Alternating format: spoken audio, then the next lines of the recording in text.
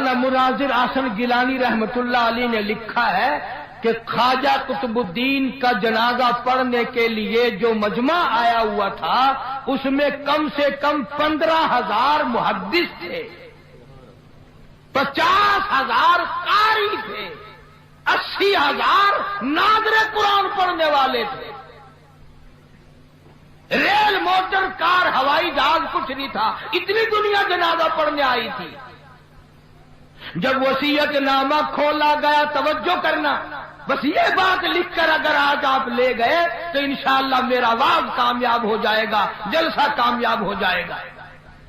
وصیت نامہ کھولا، اس میں لکھا ہوا تھا میری نماز جنازہ وہ آدمی پڑھائے، میری نماز جنازہ وہ آدمی پڑھائے جس میں 3 شرطیں پائی جائیں۔ میری نماز جنازہ وہ آدمی پڑھائے جس میں 3 شرطیں پائی جائیں۔ پہلی شرط یہ ہے ساری زندگی میں، ساری جوانی میں آج تک ایک دل بھی اس کی جماعت کی نماز تو کیا تکبیر اولا بھی فوت نہ ہوئی ہو۔ ایسا آدمی میرا جنازہ پڑھائے جس نے جب سے ہوش و حواس سنبھالا ساری زندگی میں اس کی نماز نہیں، جماعت نہ گئی۔ پہلی شرط تو یہ، اور دوسری شرط یہ ہے میری نماز جنازہ وہ آدمی پڑھائے جس کی ساری زندگی میں کبھی تہجد کی نماز قضا نہ ہوئی ہو۔ تیسری شرط یہ ہے میری نماز جنازہ وہ آدمی پڑھائے جس کی ساری عمر میں، ساری زندگی میں، بیماری میں، سفر میں، تندرستی میں، کاروبار میں، کسی حال میں بھی اس کی نگاہ غیر عورت پہ کبھی نہ پڑی ہو،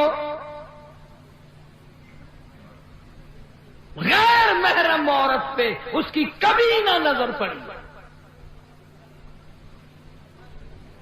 اب یہ تینوں شرطیں بڑی سخت، وصیت نامہ پڑھ کر سنا دیا گیا، کوئی آگے آنے کو تیار نہ ہوا، نہ محدثین میں سے، نہ مفتیوں میں سے، نہ قاریوں میں سے، نہ عالموں میں سے، نہ حافظوں میں سے، کوئی آگے آنے کو تیار نہیں۔ کیوں؟ سب کو یاد تھا بھی جماعت بھی کبھی نہ کبھی نکل جاتی ہے، تہجد بھی رہ جاتی ہے، اور دوستو سچائی کا زمانہ تھا اس لیے کوئی آگے نہ آیا۔ اگر آج کوئی یہ وصیت نامہ لکھ کر رکھے گا انشاءاللہ بغیر جنازے کے تشریف لے جانا پڑے گا۔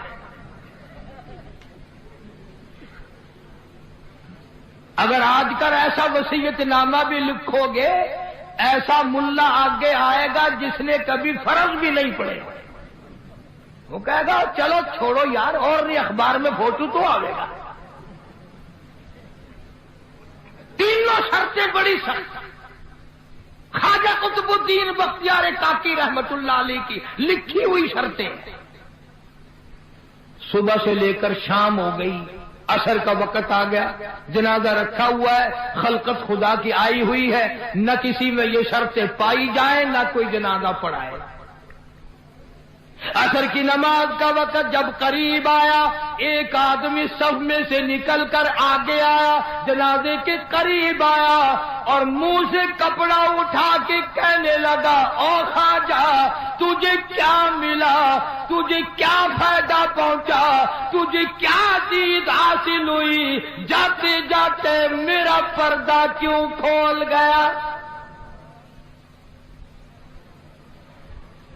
آج تک میرے رب کے سوا، تیرے سوا کوئی نہیں جانتا میں کیسا ہوں، آج تو نے میرا راز کھول دیا، میں سمجھتا ہوں کس کو لکھ کے گئے ہو، کس سے جنازہ پڑھوانا چاہتے ہو، مجھے پتا چل گیا تھا پر میں اپنے آپ کو چھپانا چاہتا تھا۔ او خواجہ مجھے دنیا میں کیوں ذلیل کر دیا؟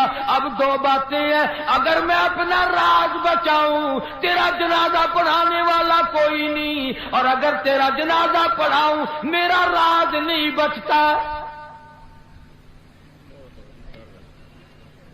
کون ہے آج میرا میرا پردہ بچائے، تو نے تو اپنا فائدہ کر لیا، میرا نام لکھ کر چلا گیا، شرطیں میرے بارے میں لکھی ہے، آج کے بعد دنیا مجھے کیا کہے گی؟ ابھی موت نہ جانے کتنا دور ہے، اگر اس کے خلاف ہو گیا میں کالی کملی والے کو کیا منہ دکھاؤں گا؟